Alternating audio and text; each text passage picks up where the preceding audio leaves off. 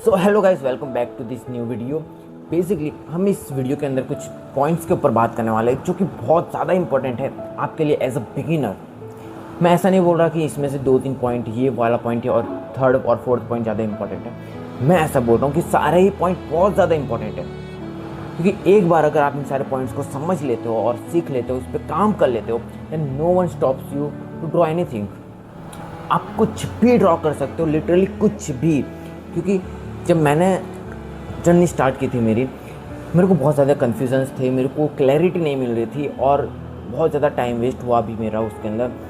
लेकिन अब मेरे को समझ में आ चुका है कि एक्चुअली में काम क्या करता है। और अभी भी मैं उसी जर्नी पे हूँ जहाँ पे मैं अपनी ड्राइंग स्किल्स को इम्प्रूव कर रहा हूँ। I am a 12th class student, और स्टूडेंट पढ़ाई के साथ साथ मैं आर्ट की जर्नी को कंटिन्यू कर रहा हूँ। सो अगर आप मेरी इस जर्नी को रिलेट कर पा रहे हो, देन प्लीज़ इस वीडियो को लास्ट तक जरूर से देखना, क्योंकि ये वीडियो आपके लिए बहुत ज़्यादा इन्फॉर्मेटिव होने वाली है। तो चलो स्टार्ट करते हैं इस वीडियो को। बेसिकली हम इस वीडियो के अंदर समझने वाले शेडिंग, वैल्यूज़, फिर डूडलिंग, लाइन क्वालिटी, और आपको कैसे रेफरेंस इमेज लेनी चाहिए जिससे एक्चुअली में आपकी ग्रोथ हो, जिसको आप एक्चुअली में समझ सको रेफरेंस इमेज को, और आपके फंडामेंटल्स और प्रिंसिपल्स स्ट्रॉन्ग हो ड्राइंग के। तो चलो स्टार्ट करते हैं सबसे पहले पॉइंट से, वैल्यूज़ से।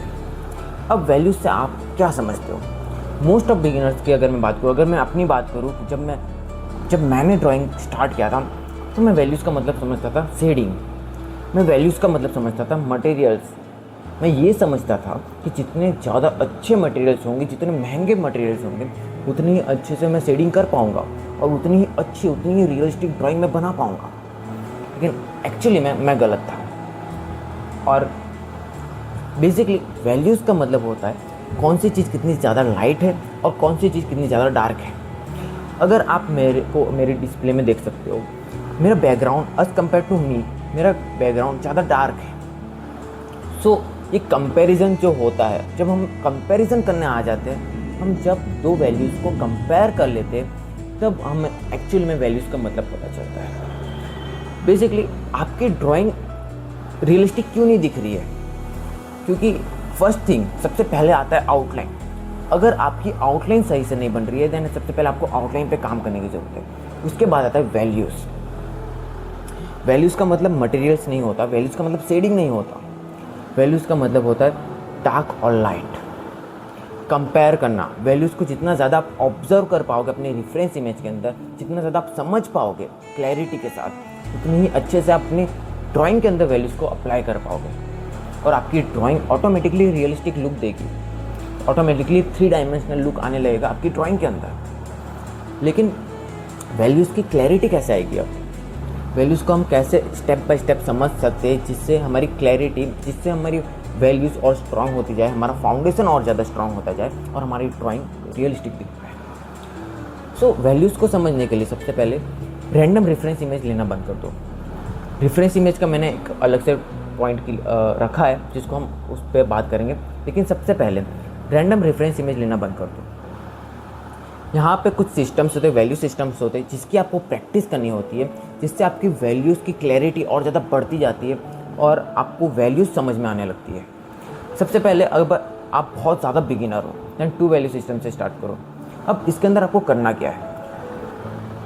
आप स्पेशल वीडियो, सबसे पहले मैं आपको बता दूँ, आप इसकी स्पेशल वीडियो देख सकते हो यूट्यूब पे जाके। 2 वैल्यू सिस्टम, 5 वैल्यू सिस्टम, और भी बहुत ज़्यादा सिस्टम्स होते हैं वैल्यूज़ के, जो कि धीरे धीरे डिफ़िकल्टीज बढ़ती जाती है जैसे सिस्टम्स बढ़ते जाते हैं। तो 2 वैल्यू सिस्टम में बेसिकली आपको सिर्फ डार्क और लाइट पार्ट देखना होता है।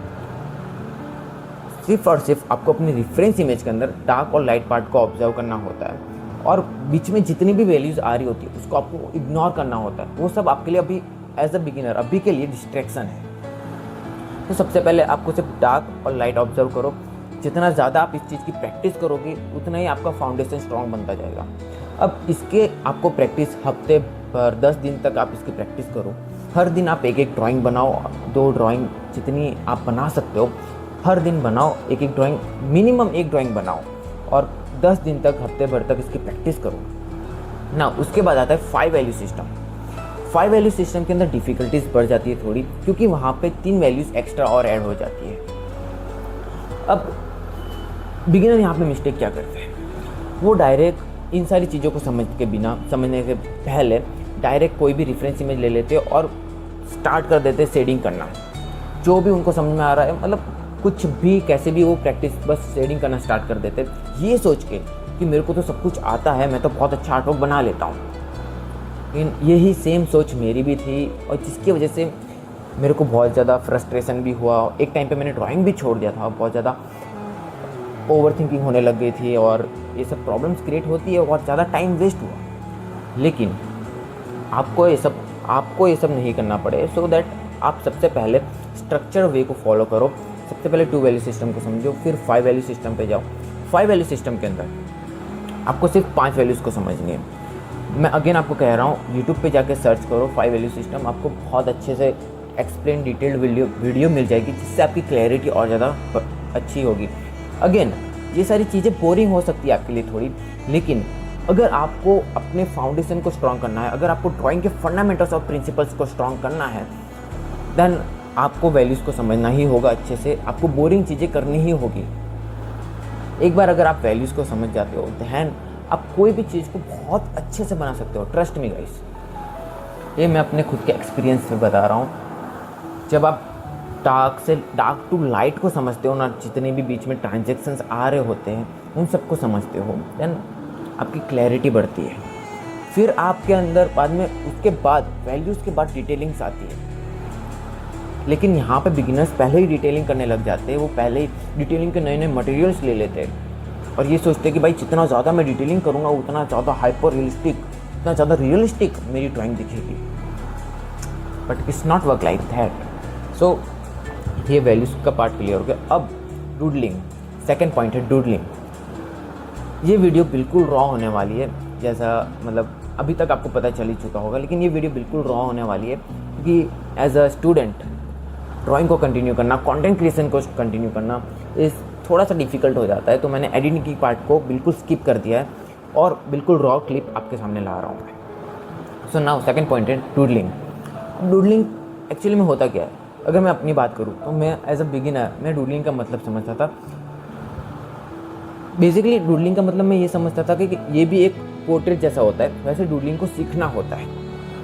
डूडलिंग के लिए हमें ये करना होता है, वो करना होता है, और मैंने बहुत सब कुछ सर्च भी किया था इसके चक्कर में। लेकिन एक्चुअली में डूडलिंग का मतलब होता है कि जो भी आपके दिमाग में आ रहा होता है उसको ड्रॉ करना।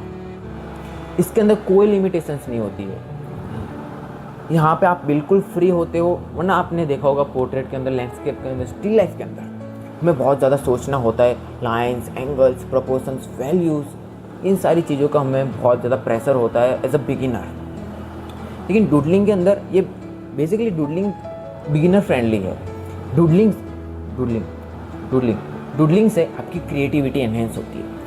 आप क्योंकि यहाँ पे आपके दिमाग में जो भी आ रहा हो तो आप ड्रॉ कर रहे होते हो, सो आपके अंदर जितनी भी क्रिएटिविटी होती है वो निकल रही होती है वहाँ पे, और वहीं से बाद में स्टाइल का भी उत्पादन होता है, वहीं से स्टाइल भी बॉर्न होती है। लेकिन यहाँ पे अभी आपको इन सारी चीज़ों पे फोकस नहीं करना है, ये सिर्फ आपके लिए डिस्ट्रैक्शन है। आपको सिर्फ अभी अपने फाउंडेशन पे फोकस करना है, क्योंकि डूडलिंग है। डूडलिंग की आप प्रैक्टिस कर सकते हो और डूडलिंग को आप बहुत ज़्यादा इन्जॉय करते हो। डूडलिंग ठीक वैसे ही है जैसे एक खाली रोड है और आपको एक सुपर कार दे दी गई हो। अब आप जितना ज़्यादा स्पीड में उस गाड़ी को चला सकते हो उतना स्पीड में चलाओ, यहाँ पे कोई स्पीड लिमिट नहीं है। सो ठीक वैसे ही आपको इन्जॉय करना है डूडलिंग को और प्रैक्टिस करते जाओ। जितना ज़्यादा आप डूडलिंग की प्रैक्टिस करोगे उतना ही ज़्यादा आपकी क्रिएटिविटी इंक्रीज़ होगी और आपके टूल के साथ आपका कंट्रोल भी बनेगा, एनहेंस होगा। सो डूडलिंग हो गया। ना हमारा नेक्स्ट पॉइंट है लाइन क्वालिटी।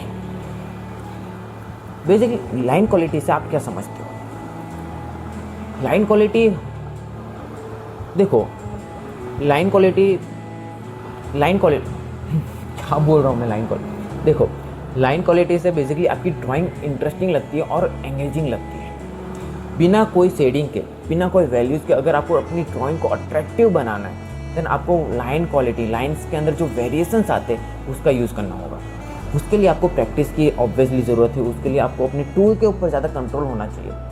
लेकिन लाइन क्वालिटी कंपलसरी नहीं है कि आपको प्रैक्टिस करनी ही चाहिए, लेकिन अगर आप प्रैक्टिस करते हो एंड भी बहुत अच्छा हो जाता है, क्योंकि सिंप्लीफिकेशन की जैसे कि अगर मैं बात करूँ तो सिंप्लीफिकेशन के अंदर हम क्या करते हैं, कोई भी चीज़ को बनाने के लिए हम सिंपली कोई भी एलिमेंट लेते उसको लाइंस के अंदर कन्वर्ट कर रहे होते हैं, तो वहाँ पे लाइन क्वालिटी मैटर नहीं करता है। लेकिन अगर मैं ऐसी ड्राइंग की बात करूँ जहाँ पे अगर आपको ड्राइंग को इंटरेस्टिंग दिखाना है देन वहाँ पे लाइन क्वालिटी बहुत ज़्यादा मैटर करता है। आपकी लाइन क्वालिटी अच्छी होनी चाहिए, आपके लाइन के अंदर वेरिएशंस होने चाहिए जिससे आपकी ड्राइंग बहुत अच्छी लुक दे।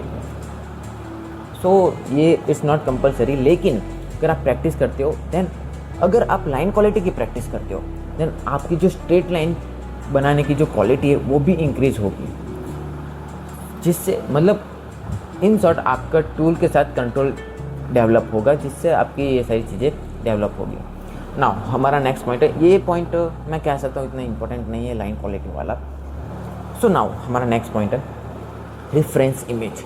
ये सबसे मेन और सबसे ज़्यादा इम्पोर्टेंट, अब मैं वापस से ये नहीं कहूँगा, मतलब सारे पॉइंट बहुत ज़्यादा इम्पोर्टेंट है लेकिन ये उससे भी ज़्यादा इम्पोर्टेंट है क्योंकि यहाँ पे मोस्ट ऑफ बिगिनर्स क्रैश कर जाते हैं। अब वो कैसे, बिगिनर्स कैसी भी रैंडम इमेज ले लेते हैं ड्रॉ करने के लिए। मैं भी एज अ बिगिनर मैंने स्टार्टिंग किया था, मैं भी जो मेरा मन कर रहा था वो ड्रॉ करता था। मैं यूट्यूब पे जाके सर्च करता था हाउ टू ड्रॉ पोर्ट्रेट। मैं इतना कॉन्फिडेंट था कि मेरे को स्टिल लाइफ ड्रॉ करना आता है। मैं यूट्यूब पे जाके सर्च करता था मेरे को स्टिल लाइफ ड्रॉ करना आता है लेकिन पोर्ट्रेट ड्रॉ करना नहीं आता। मैं पोर्ट्रेट कैसे सीखूँ, ये मेरा माइंडसेट था। एक्चुअली में मेरे को लगता था कि स्टिल लाइफ ड्रॉ करना आ रहा है लेकिन एक्चुअली में वो ड्रॉ नहीं हो रहा था, क्योंकि अगर स्टिल लाइफ मेरे से ड्रॉ हो जाता देन पोर्ट्रेट भी मेरे से इजीली ड्रॉ हो जाता। यहाँ पे माइंडसेट्स बहुत ज़्यादा इंपॉर्टेंट रोल प्ले करते हैं। मोस्ट ऑफ बिगिनर्स को ये लगता है कि पोर्ट्रेट अलग चीज़ है, स्टिल लाइफ अलग चीज़ है, लैंडस्केप अलग चीज़ है। तो पोर्ट्रेट को सीखने के लिए हमें अलग से मेथड सीखने होंगे एक पर्टिकुलर, जो कि सिर्फ उससे हम पोर्ट्रेट ड्रॉ कर सकते हैं। लेकिन एक्चुअली में ऐसा नहीं होता। अगर ये सारी चीज़ें ड्राइंग है, अगर आपको लाइंस, एंगल्स, वैल्यूज़ और प्रपोर्शंस, ये सिर्फ 4 चीज़ों के अंदर आप काम कर लेते हो, इन 4 चीज़ों का आप समझ लेते हो, देन आप कोई भी चीज़ को बहुत इजीली बना सकते हो, लिटरली बहुत इजीली। आपको सिर्फ इन सारी चीज़ों पे काम करने की ज़रूरत है, इन सारी चीज़ों को टाइम देने की ज़रूरत है। सो अब हम reference, back to the point आते हैं, बैक टू द टॉपिक आते हैं, रेफरेंस इमेज। आपको रेफरेंस इमेज कैसे लेनी चाहिए? मैं अगर आपको रिकमेंड करूँ तो आपको रेफरेंस इमेज बिल्कुल सिंपल रहनी चाहिए। कॉम्प्लेक्स रेफरेंस इमेज स्टार्टिंग में मत लो, स्टार्टिंग में पोर्ट्रेट मत लो, स्टिल लाइफ लो। उस स्टिल लाइफ के अंदर भी एकदम ईजी लो, सिंगल एलिमेंट वाली स्टिल लाइफ, जिसके अंदर आप मैंगो ले सकते हो, कोई भी एक सिंगल एलिमेंट, जैसे कि कोई जार हो गया, कुछ भी ऐसा सिंगल एलिमेंट वाला एकदम सिंपल रेफरेंस इमेज लो। अब यहाँ पे बहुत सारे बिगिनर्स को ये लगता है कि मेरे को ये तो आता है यार, बहुत ईजी है, मेरे को अगर पोर्ट्रेट सीखना है तो मैं स्टिल लाइफ की प्रैक्टिस क्यों करूँ? अब यहाँ पे अगर वही पॉइंट आ जाता है, ड्राइंग। स्टिल लाइफ के अंदर भी लाइन्स है, एंगल्स है, वैल्यूज है, प्रोपोर्शंस है, और पोर्ट्रेट के अंदर भी लाइन्स, एंगल्स, वैल्यूज और प्रोपोर्शंस है। बस फ़र्क इतना आ जाता है इन दोनों के डिफरेंस के अंदर कि बिगिनर्स, मतलब स्टिल लाइफ ईजी होता है एज़ कम्पेयर टू पोर्ट्रेट, क्योंकि पोर्ट्रेट के अंदर ज़्यादा कर्व्स होते हैं। अब अगर आपने मेरे पिछले वीडियोस नहीं देखा है तो मैं आपको रिकमेंड करूँगा उसको जाके देखें। मैंने डिटेल के अंदर समझा रखा है। पोर्ट्रेट के अंदर ज़्यादा कर्व्स होते हैं, जिसकी वजह से पोर्ट्रेट ज़्यादा कॉम्प्लेक्स होता है, कि स्टिल लाइफ के अंदर उतने कर्व्स नहीं होते, और उसके अंदर हम लाइन्स को, वैल्यूज़ को, इन सारी चीज़ों को ईजिली ऑब्जर्व कर पाते, गैस कर पाते हैं, जिससे हम यहाँ पे हमारी प्रैक्टिस हो रही होती है, हमारी आई ट्रेंड हो रही होती है। ये सारी चीज़ें आपके लिए वर्ड्स नए होंगे, सो डोंट वरी, आप इस चैनल के साथ काम कनेक्ट रहो। मैं आने वाली वीडियोज़ के अंदर डेफिनेटली बिगिनर्स के लिए, स्पेशली बिगिनर्स के लिए बहुत अच्छी इंफॉर्मेटिव वीडियोस लाने वाला हूँ, जो कि जेन्युइनली आपकी आर्ट स्किल्स को ग्रो करेगी। अब वैल्यूज़ के पॉइंट ऑफ व्यू से भी हम रेफरेंस इमेज को समझते हैं। आपको वैसे रेफरेंस इमेज लेनी है जहाँ से, जैसे कि एक एलिमेंट है, अब लेट्स सपोज यहाँ पे आप मेरे को डिस्प्ले में देख सक रहे हो, यहाँ से भी लाइट आ रही है और यहाँ से भी लाइट आ रही है, तो यहाँ पे वैल्यूज़ इतनी आप ऑब्जर्व नहीं कर पा रहे होंगे, आइडेंटिफाई नहीं कर पा रहे होंगे, और मोस्ट ऑफ बिगिनर्स ऐसी ही रेफरेंस इमेज लेते हैं ड्रॉ करने के लिए, जिससे वो कंफ्यूज हो जाते हैं। लेकिन आपको ऐसी रेफरेंस इमेज नहीं लेनी है। आपको एक एलिमेंट है, आपको वैसे रेफरेंस इमेज लेनी है जहाँ से एक साइड से लाइट आ रही हो, सिर्फ एक साइड से। अब जहाँ से एक साइड से लाइट आती है ना, वहाँ पे हाईलाइट क्रिएट हो जाते हैं, वहाँ पे शैडोज़ क्रिएट हो जाती है और वैल्यूज़ का जो ट्रांजेक्शन है वो हमें क्लियरली दिखता है। सो वैसे रेफरेंस इमेज मैं यहाँ पे डिस्प्ले में आपको 2-4 रेफरेंस इमेज बता दूंगा किस टाइप की आपको लेनी चाहिए, सो दैट आपको एक बेसिक सा आइडिया लग जाए और आप अच्छे से एक सिंपल एक प्रैक्टिस के हिसाब से रेफरेंस इमेज ले सको। सो आई होप आपको ये वीडियो इन्फॉर्मेटिव लगी हो। मैं मिलता हूँ ऐसी और इन्फॉर्मेटिव वीडियोज़ के अंदर, तब तक के लिए लव आर्ट लिव आर्ट।